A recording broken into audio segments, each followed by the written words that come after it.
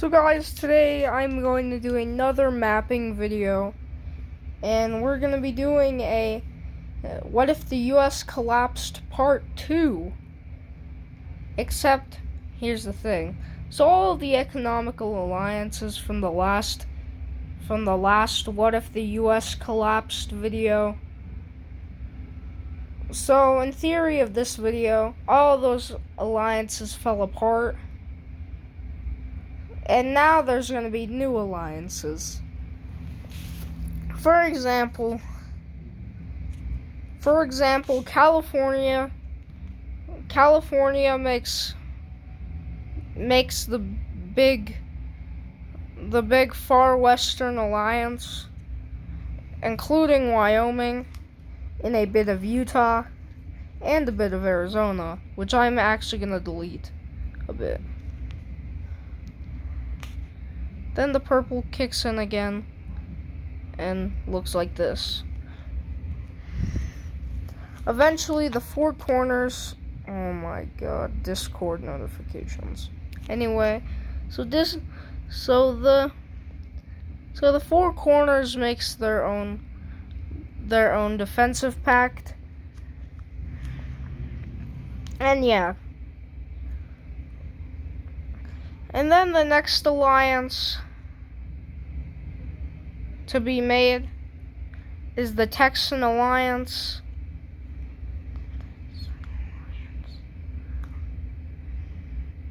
which annexes all of Oklahoma, Arkansas, and Louisiana. And I'm not sure if the more southern states like Mississippi, Alabama, or Georgia or South Carolina are going to be doing good, since mainly there's big poverty rates in those states in real life. So would it really make sense for them to be on a team? They'd probably care more about themselves than helping their neighbors. So yeah, I don't think I should put them on a team. Next to happen is the Midwestern Alliance, which is respectively known as the Golden Alliance, which there's a bit of land disputes,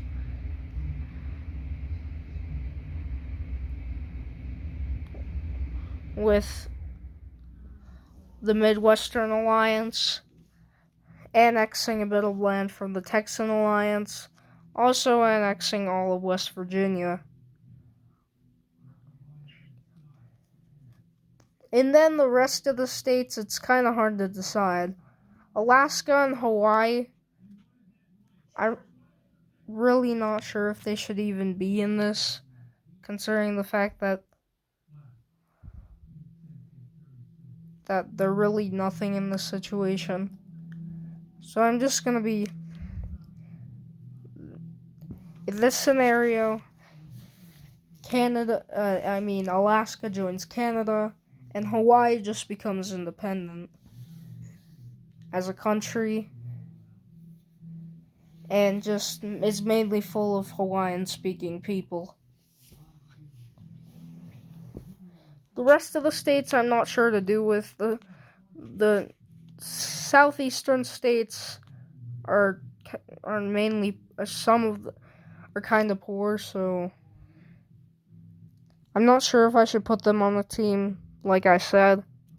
Anyway, so the next to form is the New England Alliance, which is filled with a lot of the northeastern states,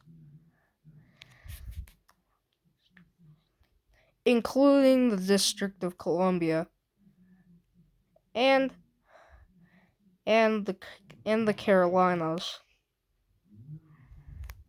The rest of the states, you know what? They're gonna possibly get annexed. So the first thing to happen in the annexation of the southern part is that Florida gets captured by the New England Alliance. And the Texan Alliance just takes all of it. Although the Texan Alliance promised they'd give some of the Northeastern Alliance some land. So then they kind of just get more land. And yeah, these are the borders.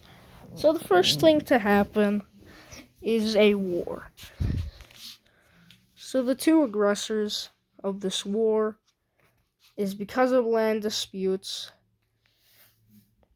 The Texan Alliance and the Midwestern Alliance eventually want to cause war.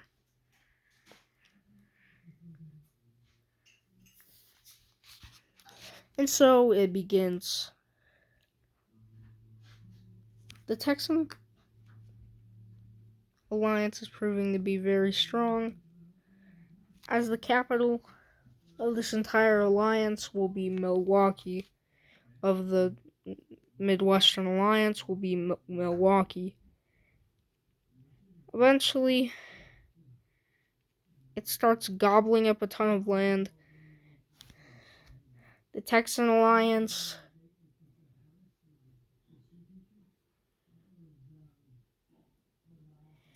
and then eventually the red team is worried that their land over near the Midwestern Alliance will get gobbled up, so they just start taking Four Corners land, in which that leads the Four Corners to joining the war. They annex all of their old land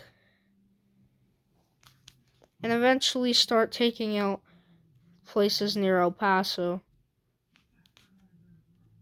And then they get over to the Chihuahuan Desert, which, since Arizona is kind of a desert, they still push through it. But it's bigger than the Sonoran Desert, the American part of the Sonoran Desert, so they have trouble doing so. They still take land. They're still taking land. And the Four Corners is doing good. Eventually, Austin is captured. So, in a lot of major cities, and the only really major city left in the Texan Alliance is pretty much Dallas.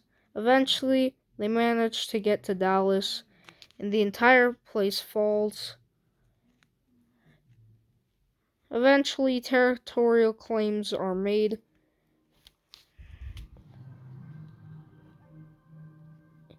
and New England gains a bit more coastline.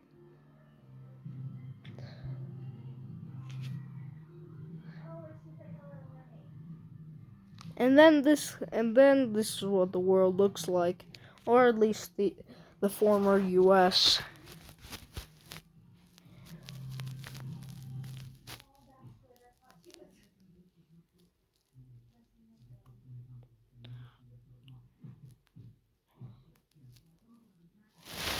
Eventually, surprisingly, new alliances start to form. Even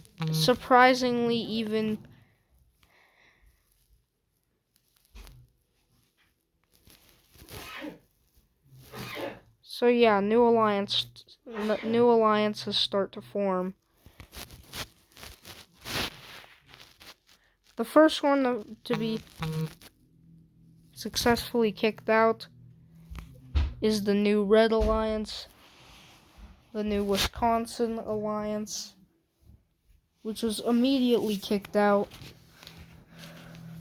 within minutes of it being formed.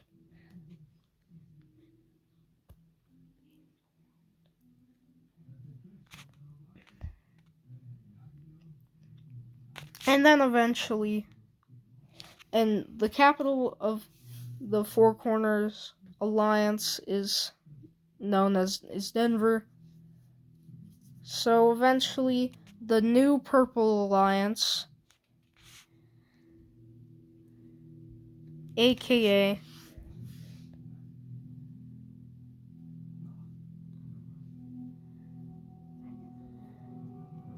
starts taking more land, and is basically known by other alliances as the Parasite.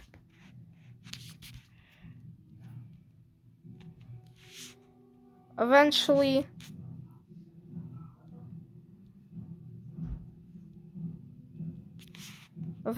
the new Purple Alliance starts taking more land, including the full close to Wisconsin. But before that happens, the Far Western Alliance surrounds all of this, annexing all of that old territory. The new thing to happen is that the blue side annexes one of their old allies unexpectedly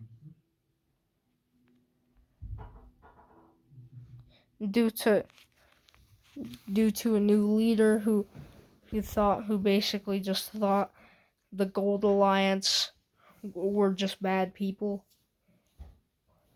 But of course the Four Corner citizens didn't like this. So eventually the soldiers went against their own leader in order to stop his wrath. And then the place was reformed, but then the Midwestern Alliance decides it's best if they stay under Four Corner rule. Then eventually the world looks like this. Eventually, New England starts falling apart as resources are low, even in mainland. So really, they just let the Four Corners annex them. That way, they're stronger with a new alliance. And now the Californian, aka the Far Western Alliance, is not doing so well compared to the Four Corners. So the blue side just immediately annexes a lot of land and just leaves regular California right there. Eventually, all of the Midwestern Alliance gets kicked out until they manage to get all their old land back. Unexpectedly, they crumble once again. And now it's all under Four Corner rule.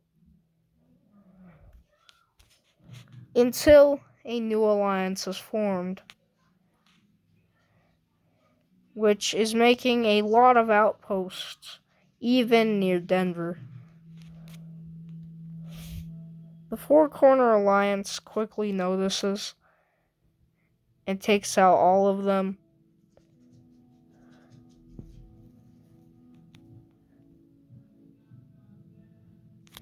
And then it's united.